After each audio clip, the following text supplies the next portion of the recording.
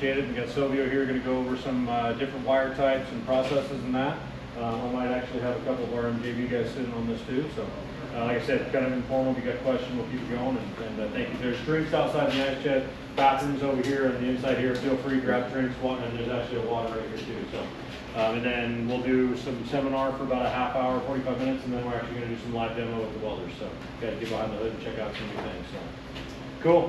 This is Silvio, and I'm Georgie. We'll let them take it away. So, George is the new CDM. Commercial District Manager. CDM. They got big, high-digit names and stuff. Yeah, look at that thing. Yeah. Wow. Welding automation, but that sounds high-end.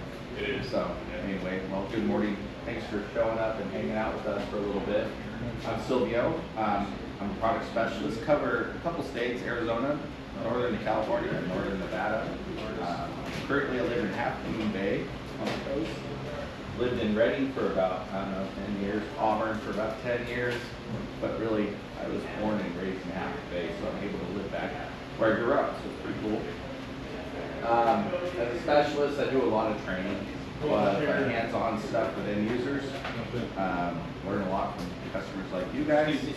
Get different experience. So I hope to answer a lot of questions. Because the class is a little smaller, we can get into some of the details. Like if you have questions about how to adjust or what have you, we'll get into a little more knobs and controls as needed. But we're here all day for you. So hope to answer some questions. We have a few of my fellow co-workers here. I'll let them introduce themselves. Yeah, so I'm George. I'm the Commercial District Manager. I cover the area in Southern California, and then I cover Bakersfield all the way up to Redding for the guys at MJB. I'm pretty much in charge of any in-house training, anything that's store related, anything in stock, anything that we have to do with the branches.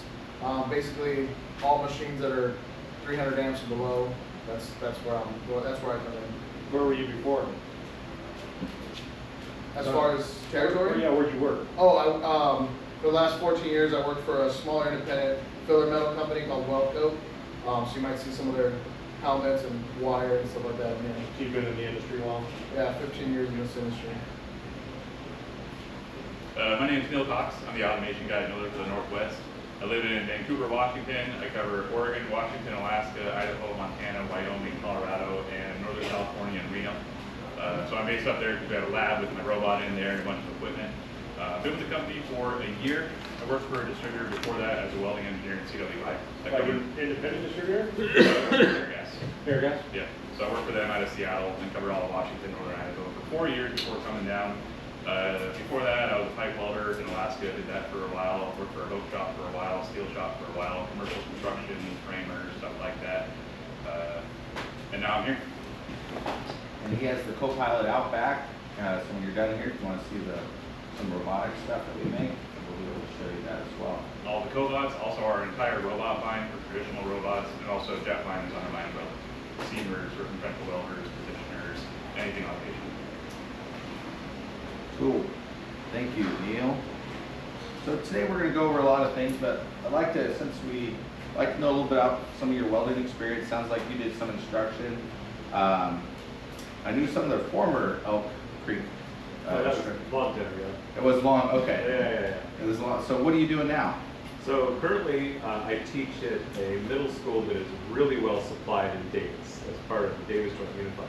Yeah. Before that, I worked in engineering at UC Davis as a fabricator. Yep. So I did kind of the lofty title over there, but the bottom line was I did not. So yeah, and we did research things with Florida Industries, Department of Agriculture. I did a lot of that. Okay, good. Grew up since a little guy welding. Awesome. And you have a 350P, you said? 350P, never used, yeah. Really? Collecting dust. And what kind of gas do you have on that? 9010. 9010? Yeah. Collecting You dust. guys here told me what to buy. Yes. You got the right machine. We just got to get the dust off. I was going to say, those things are awesome. Yeah.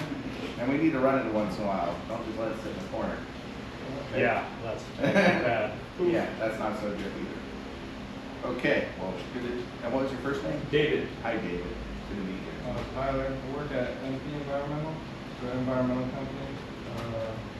Welding on my bins, environmental bins, building all upstairs. Okay. What thickness material and bits? The kind of sheet metal or like key gauge? Yeah, I mean, it rusts, so it kind of varies. Okay. Not real thick like steel No. strap ends, but No. thinner. Okay. The trailers, yeah, we do. Can you guys rotate you like get the material in position or? All positions? Or do you weld all positions? All positions. Yeah, you can't really rotate the bends, you just gotta weld them. Yeah, Cut and burn. how it is, how it is. It's good, because we're gonna cover a lot of that today, so it's good. What machines do you have? I think of a 252 millimeter. Okay. Run 75/25? Yep. Okay, good. Hardwire, Hobart wire, or do you know? I'm not sure. Okay. They use S6, Lincoln S6. Lincoln S6, okay. Same thing? Diego? Yeah, yeah. The matches, all right. Yeah. I guess, good. They love this 255 though. Oh yeah, the stick and big. They love the multi-mag. Nothing out? Okay. Yeah, stick is. How long have you guys been welding? Where'd you guys learn how to weld? High school. High school? Shop class. Okay. They taught us some. Yeah. And MJB. I've been doing about 5 years. On the job training?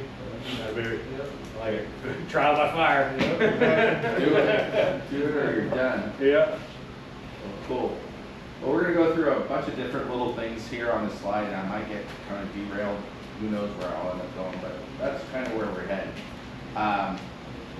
Really, Sorry, one last thing, how many welders you guys have over there? You guys both the welders, or you have more? He did most of the welding, Does but most like of it. everybody in the shop kind of knows how to weld. Okay. I see. Cool. So, based on, what you're telling me, there's different modes of transfer. Most of you guys are MIG welding, I assume. You guys do the TIG welding and some other processes? Stick, stick is like on the service truck if you really need to. Yeah. But So our class today is really focused. Our class today is really focused on. Hi, how are you? Yeah, so. Good.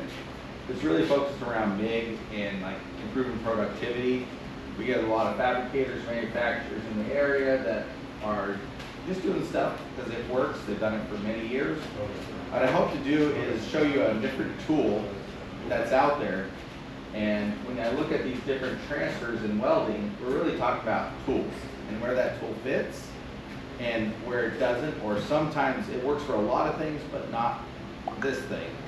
So hopefully arm you with some different tools that maybe your machine can do, even if you have a 252, we can do, or a 350P like you, or what have you. So we're gonna just go over some real basics.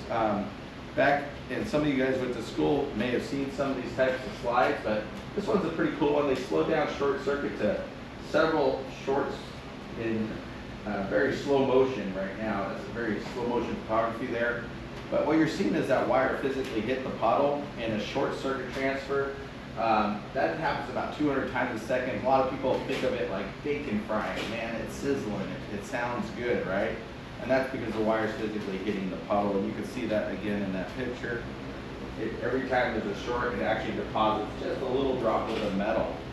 And this process is used for all position welding. It does a really good job of gap filling. It's a cooler process, so you get a lot of control. People like welding sheet metal, even up to some fairly good sized plate. Some people will say they weld up to about 1/2 inch on a short circuit. I get a little nervous when they start welding that thick, but typically it's like a 75/25. Is that the gas that you guys run? Yeah. It's really popular. Some people do 100% CO2. It's less money, but it does create a lot of spatter in the weld. So that's one process. If I were to look at short circuit transfer, if I had like a heat range or penetration range, short circuit transfer would be over here. We're going to talk about spray and some other stuff over here. If this is cool, and that's hot, short circuit would be on the cooler side of things, right? That's what allows it to run all these different positions. So then we have this globular transfer. Typically this is something where you either run the wrong gas or your settings are really bad. It's when you call Mike and say everything sounds like hell, fix it. Typically it's gonna have a large droplet. Now this is slowed down again to several thousandths frames per second, but It's gonna release a huge droplet, create a lot of spatter on the weld. The droplet's gonna be bigger than the diameter of the weld. When you're in a globular transfer, we're probably got excessive voltage. Your machine's turned up too high, and a lot of guys say, I weld hot. I got 035 wire, and they crank up the voltage to about 28 to 30 volts, and now it's dropping in these big droplets of spatter and what have you. Or you're running 75-25 gas. That gas will not ionize at that voltage. You need a much bigger machine to actually get the spray. You think you're spraying, but you're just throwing stuff all over the plate. So I'll go into places, it doesn't sound good. They're trying to get as much heat as that. They really need to change the process because they're trying to weld that 1/2 inch material, and they're in that MIG or short circuit, which is not working for them. So typically we'll go into a spray transfer and try to do something different. We start bumping up the argon. Usually I say a 90 is really what works best. 90-10 works good, but you can do it with an 80% argon. It's not very common. Somebody would do that. We really try to start getting that argon. Generally, now when we go to a spray, that droplet will be smaller than the actual diameter of the wire. And it's kind of like a spray can of metal. It's just going to spray it in real smooth. I did a couple welds. Of course, you grab one of those. Hopefully they're cold now. It's on you in a minute.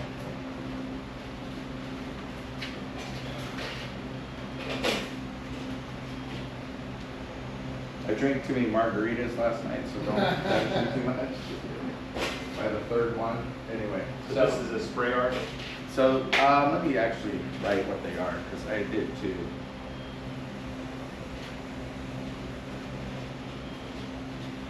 Remember what I did.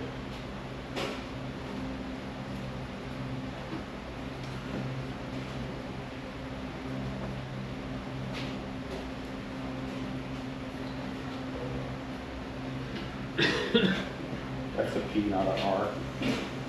Thank you. Help you. So the spray is going to be almost like you caulk the weld in with a caulking. It's going to be smooth. It's not going to have a lot of ripple like you do in the short circuit. You get a lot of fusion when you do this process, especially on the sidewall. It really penetrates good. It's really awesome. And the difference between a short circuit and a spray, sorry, our cord's over here. If I looked at a short circuit, typically on a short circuit, it really struggles with the toes of the weld, or short arc. And what does MIG stand for? Or maybe it's good. And really it comes down to, we're really talking around short arc and the ability to overlap. So I say when you get in that 1/2 inch plate, you're trying to like really burn into that. You have 75-25, you're really on the limits, and it'll start rolling over. It tends to want to roll over itself and not tie into the edge. Well, when I spray arc, a lot more heat, and maybe it's good it goes away. It's actually really good. It burns through and ties into your toes. So it's really good in that. So why don't more people run it? Well, because of an old thing called gravity. So we're limited to positions to flat or horizontal welds. I can run downhill with it if you're just doing some general fabrication, but not so much great for all position. So you say, well, okay, so that's why I can't use it. I do a lot of out of position welds. Well, yeah, but you ever weld where you need, and you have thick plates, sometimes you can actually switch your gas or quickly switch your gas and then be able to weld those thick plates and get good welds. So again, I'm talking about getting more tools for your shop. Have you guys run spray? Never ran spray? Okay. You run spray by chance? By the way, you came in a little later. Yeah. You're from PG&E? Yeah. Do you guys run any of the MIG processes? We do. We're just now starting to get. We're gonna start a whole new program there where they're going to want to start certifying. Yeah. Is that the one over in Roseville? Or are you from? No, or- one in Woodland. Or in Winters. Winters, are you from Yeah. the training center? Yep. Did I meet you the other day when we were out there? Yep. Yeah. Your first name Margaritas again? again. Paul. Hi, Paul. So, then comes a thing called pulse spray, and this is something that we actually introduced PGD to a few years ago when, what was the last welding engineer? Kerry Chattel. We started working with him on pulse spray cutter passes and doing some stuff with the, he wrote some procedures around this. And what you're seeing on a pulse now is you basically got little tiny droplets and a high peak current melting them off, and then a background cooling it down really quickly. So it goes hot, cold, hot, cold. Now you can't see it in real time. This is slowed down hundreds of times per second. But in the welding arc, we're gonna fire this up, you're gonna hear it like a buzz. And what we're doing is taking away the average energy that you would see in a weld by having a background current and then melting it off the background current. That's what a pulse weld on MIG does. It doesn't put little droplets in perfectly to make stacks of dimes. It actually, on that weld that I passed around, there's one that says pulse. And you would notice it looks very similar to a spray because it's a pulse spray transfer. So if I were to look at pulse, it'd be something in between. Not quite as hot as here, not quite as cool as there, but it can kind of hit a lot of the in between. So you're looking for a strong weld with good fusion. We talked about, you get the spray, we get that with pulse. You can get high speeds and high depositions, but now we can even take this out of position and gives you all position capability. It'll give you more control when you're welding. So those are the four processes we're going to talk about. Again, why pulse? We're seeing more of it. It's not going away. More and more people are buying this type of equipment. We are releasing a Millermatic 211. That's just our small little home user. That will have pulse spray on it now. And you can run 90-10 gas on that. All the way up to, 650 amp pulse machines for welding heavy plate. So there's a whole gamut of machines. The 255s are #1 seller for pulsing, but we have a 355, X&Cs, lots of different machines that will do this pulsing. Lots of good reasons to go. I guess the biggest limitation in pulse is you got to have equipment that pulses. You have to buy that or have the access to it. Pipe fabrication, we are welding lots of pipe with pulse these days. That's a big one. Some of the other things you'll see, if you are a fabricator and if you weld inside corners with a short circuit, it's like running into a big wall and then generally there's a bunch of spatter right here. We control that spatter. I can jump right in and take that corner and look right around. Advantage there. Heavy plate, maybe a farm piece of equipment. We can pulse MIG weld that. Buckets, we're doing heavy big buckets for Caterpillar or what have you. And again, pipe is very popular. That's just pipe to flange, but we can do a butt weld on pipe. So considerations when picking machines out that pulse is really about figuring out what size duty cycle you guys need or what size machine. It's hard to hit duty cycle on a machine. Do you guys know much about duty cycle? Have you ever hit the duty cycle on your machines? Never. Typically, we are so underrated at Miller.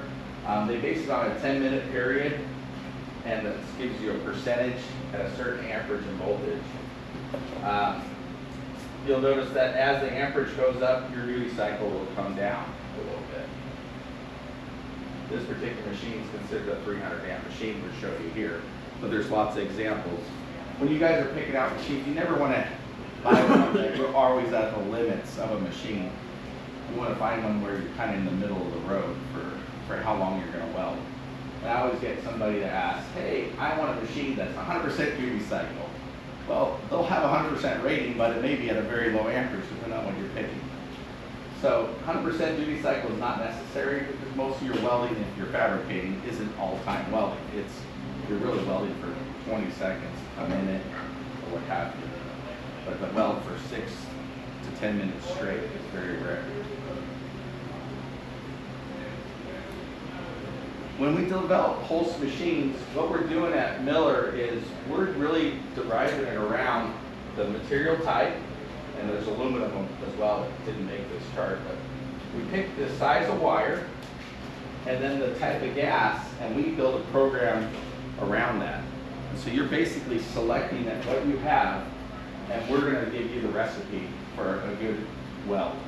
You'll still have 2 knobs you'll adjust, just like any other MIG welder, but we're going to do a lot of stuff behind the scenes to make it weld good. So that's part of like the setup of your machine. So one advantage of doing this is, we're going to show you, is I could set this up with 90-10 gas, and I could do a short arc now and a pulse MIG weld, making 1 gas do everything versus having 2 bottles of 75-25 and a 90-10 by doing these programs in these machines. So the newer machines that are programmable really simplify the process. And before, if I put a 90-10 gas on your 252, it's going to weld stiff, crown, and nasty. Now you put a 90-10 on that 255, it's going to lay down flat and run smooth in short circuit. So that's the advantage of the new equipment. All right. So when you start looking at cables, how many of you, when you go up to your ground clamp, can't touch it because it's so hot? Can you touch your ground clamp after you welded a while? Pretty good? Oh, not after a while. Not after a while. Why not? I don't know. Because there's a lot of resistance going on. So you'll get resistance from just the connection, right, of it where it clamps. But usually I'll find a loosened up lug. If you can, try to find a ground clamp with a strap that actually has grounding through the whole thing. Some ground clamps that don't have it, you're actually carrying current through that little rivet right there. And if you clamp the lug side to the bottom of the table, it's going to heat up. So actually ground clamps should be cool or warm to the touch, but not so hot I can't grab it without a glove. It should be actually, sometimes you get C-clamp styles. I like to overrate them, buy a 500 amp ground clamp, and that'll hold a lot more current and be a lot better. And then that strap is a huge deal. But we also see a lot of cable issues out there. Coiled cables on spools, that can be a major issue. It creates like a transformer. Basically, if you have it around a coil, you've added a choke or a second wave for current, it will not pass through there very good. It'll make it weld like you're welding good, and then it'll kind of fade away. And then weld good and fade away. It'll kind of choke off the weld current. So try to stay away from that. Also, extension cords. Sometimes we'll wrap up the back of the machine because they don't have to go that far, but sometimes you go 300 feet away or whatever it is. Try not to wrap up extension cords around your machines. So straight legs, a lot better. And then sometimes we use these voltage sensing leads and things like that to help out with power. How far away do you guys have your stuff in your shop? Pretty close to an outlet? So that's good. Direct. Extension cord. Yeah. You guys run a lot of extension cords sometimes? Yeah. It's always on a long extension. Sometimes because the plug, we only have 1 plug, and we're welding like across the 3-bay shop sometimes. Sure. Long gas cord. Yeah, and do you have 230 or 460 volt power, you know? 20. 220. Yeah, so you'll see a power drop on a 252. It'll weld cold sometimes on a long cord like that. So the newer machines actually compensate for some of that. Switching gears now. Okay, so we talked about a lot around transfers. Let's switch to what filler metals we're gonna have out there. Solid wire. I think you guys are running 035 solid wire. You run 045? What do you guys have out there? 35? So solid wire is very common, extruded lots of different diameters. The smaller wire, the thinner we can weld. The bigger the wire carries more current, thicker we can weld. Flux core wires, they've been around for a long time. Typically there's gas shielded and self shielded. Some are used for shops, some are used for the field. And they basically use strip wire running through a set of dies, and then flux goes in there. They put this flux, which has alloying agents either to make the material stronger, the weld stronger, or and create a shielding gas itself. They create CO2 to blanket that weld. So it has a lot of characteristics in that flux. One of the other cool things is because it's hollow, it burns fast, so you can get some pretty good deposition rates with that. So we decided to say, well, what if we took kind of the best of both of these worlds and put them in a wire? We call it metal core. So we took the sheeting from a flux core, but put metal powder instead of flux. So we run it just like any other MIG machine, but with metal powder. So it burns fast, okay? In fact, those spray welds we pass around, those were done with metal core. And that wire is called edge. We'll talk more about that. But so a little different idea in that if you can have less density in a wire, it'll burn faster. And so that burning rate is usually at a lower voltage, well, and a lower amperage. So now, if I wanted to match what I was doing previously, I could bump all my numbers up, increase deposition and travel speed. So this would be more of a pulse or spray transfer. You would not be a short circuit wire. You can run 75-25, but it's going to transfer in a circuit.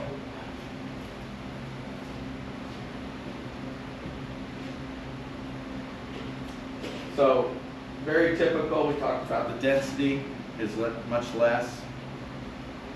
If you looked at the penetration, the solid wire has kind of, I don't know if you can see that, but solid wire has kind of this little pointy effect. Let's say it looks like a nipple, I don't know, but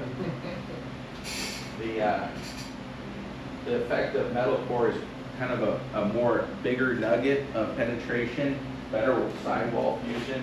And so if you were to cut that weld, a T-weld, you would see this different penetration profile. What's nice about this is guys that get lazy and drop with their elbows, you can still get good sidewall fusion. Whereas if you drop your elbow here, you're probably not going to catch actually that bottom leg very good. It's easy not to get the throat of that weld also. This has a lot of punch, but you can miss it really easily. So we talk penetration and strength. Metal cores allow you to get there.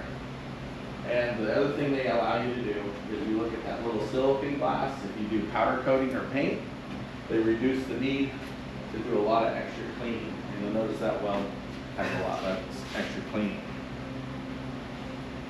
And they run about 25% faster than typical solid wire, saving you a ton of labor, okay, which is generally the highest cost in the field, not necessarily the wire itself. So these are our brands. We're going to be running some Edge XP, which is a very common one. We're running 045 for that 255 over there. And this is more or less what you're going to get. It has silicon control. For pipe welding, 86R is really popular because it freezes faster. You're generally somewhat out of position.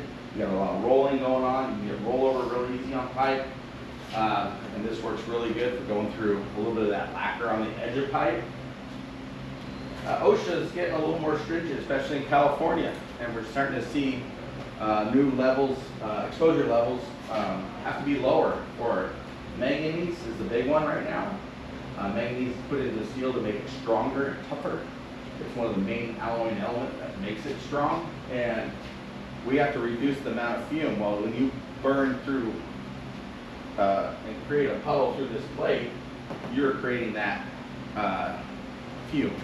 And so if we can reduce the amount of manganese in our wire, it reduces the fume in yours. So that's what that was about. Elevate. This is the fastest running of our portfolio. And if you want high deposition and high speeds, it's easy to get into 20 pounds per hour of wire. So think of that spool you bought, 2/3 of it in 1 hour. And it's made for rocking and rolling. All right, any questions about metal core? Now y'all want to see it run, huh? When we switch wires, different types of wires, you're going to want to pay attention to the drive rolls, drive roll tension. The hard wire is going to use a V groove, which comes with the machine, and drive rolls last for years. They're all case hardened. Here's a couple different styles. I'll go over what they are. I don't know where that one went, but U-groove is usually used for like stainless steel or aluminum, some softer type wires.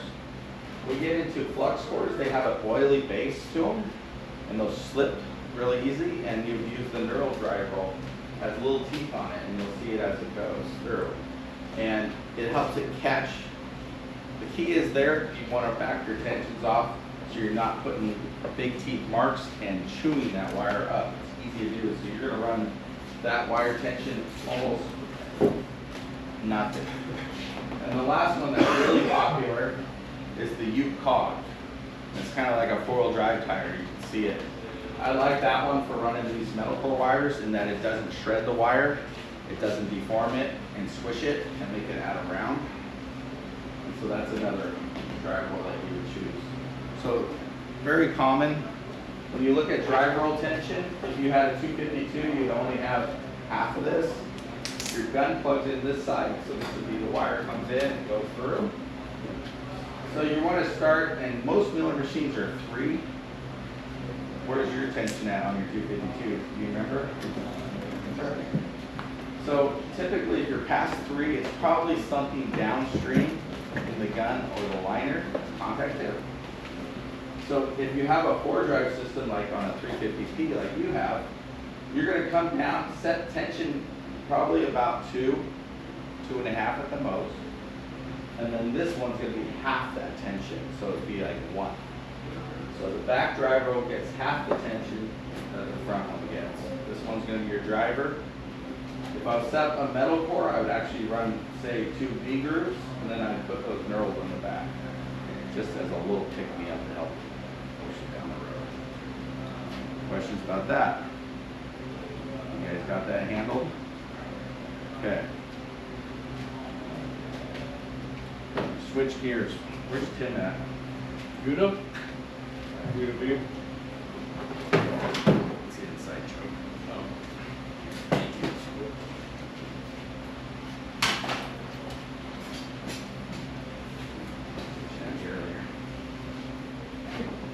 Okay, we're going to switch gears now. In fact, I'll pass this around.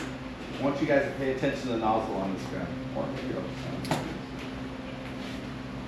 make it easy for you guys.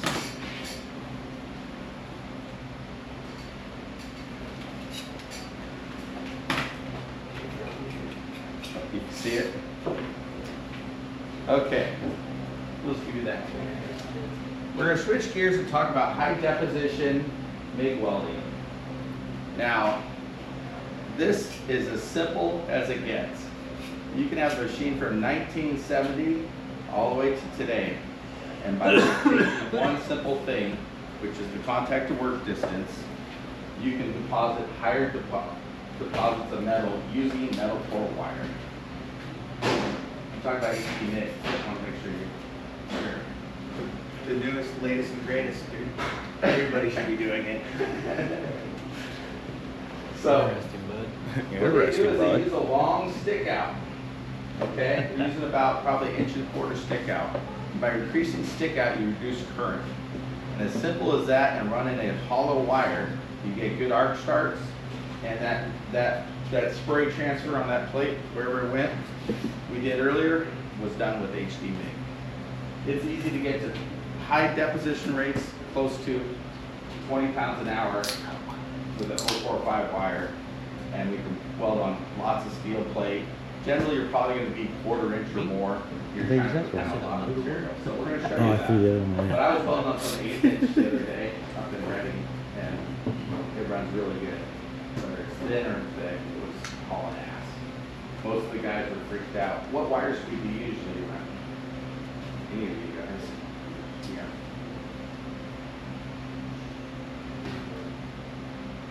Too big one? 300? Yeah. Okay. We're going to start at 350. So that's just the start. Just kind of give you an idea. It's going to be moving on. But you won't feel like it. So it's just a longer nozzle, and it's as simple as that. Pretty funny, huh? One little change like that. That's when you get the 1.5 inch offset. Yes. Inside of the tip. How much is it sticking out of the end of the tip? You're looking for, if you were to look at your arc length, which is the wire, you're probably looking for about a 1/2 inch. Okay. 1/2 inch, 5/8. Okay. Thank you. This would be probably 3/4 of an inch. somewhere in there. So that would be your nozzle work distance, 3/4. A lot of people stuff the nozzle in there a little tight, but maybe 3/4 would be that big. So we're gonna do that. So you ready to talk about Hercules? I guess so, yeah. Yeah. So my robot man is going to talk a little about Hercules. Yeah, so Hercules is a single wire process designed for like very heavy deposition. This is automated or mechanized only, so it goes on robots, it goes on sub-arc systems, tractors, jet line systems, so on. For me, it's mainly going on a robot. Single wire, but what we're doing is we have an auto continuum down on the bottom. Oops, sorry. And then what we're doing is we're preheating that wire before it actually gets hit with the full welding current. So that's why we have two power sources. The XMP is purely a preheat wire in the background before you go forward. We do run a specialized wire designed for Hercules.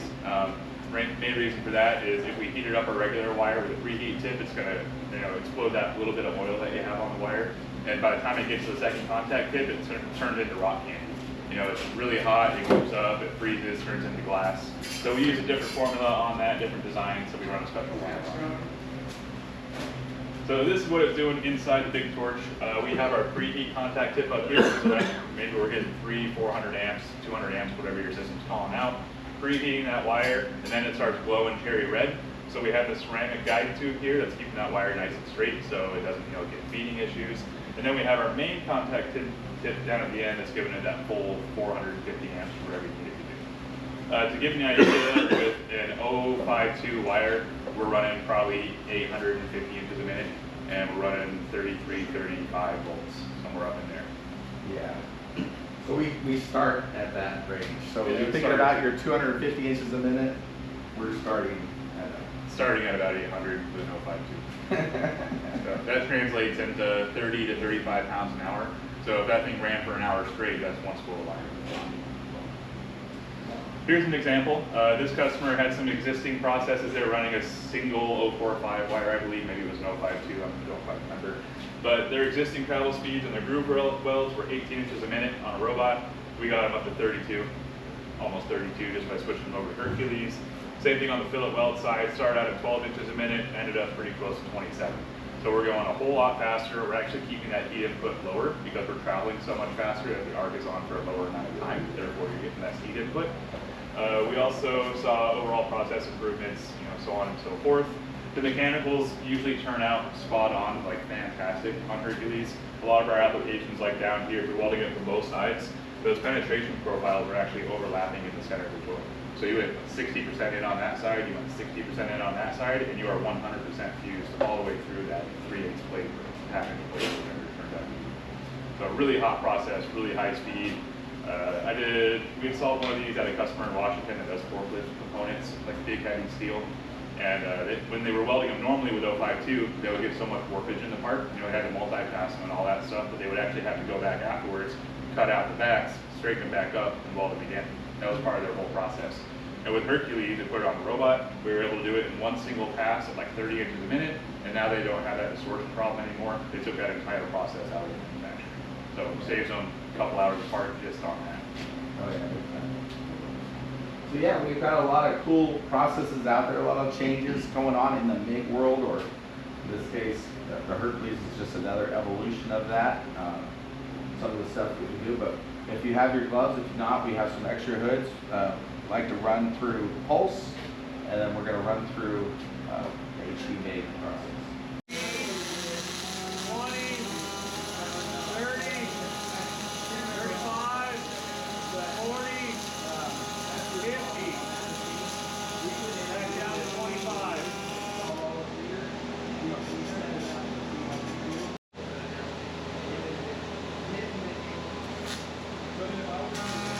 Alright, so we're going to go arc control way up, like 45, go back, now I'm going to take your arc length.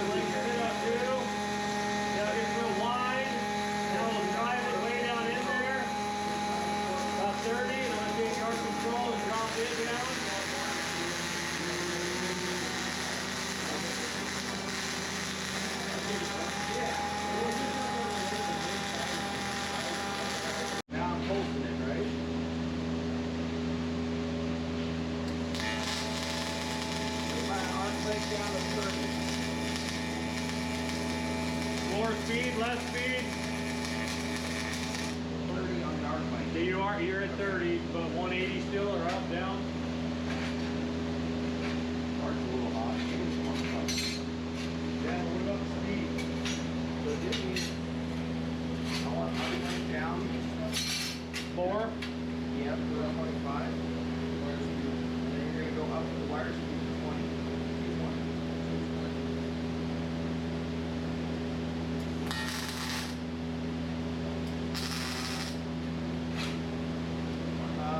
We'll start there.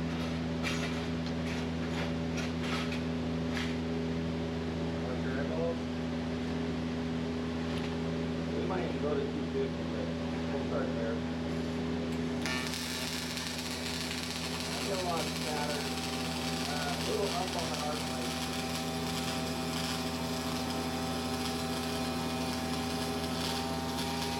That's good. I'm starting to get there.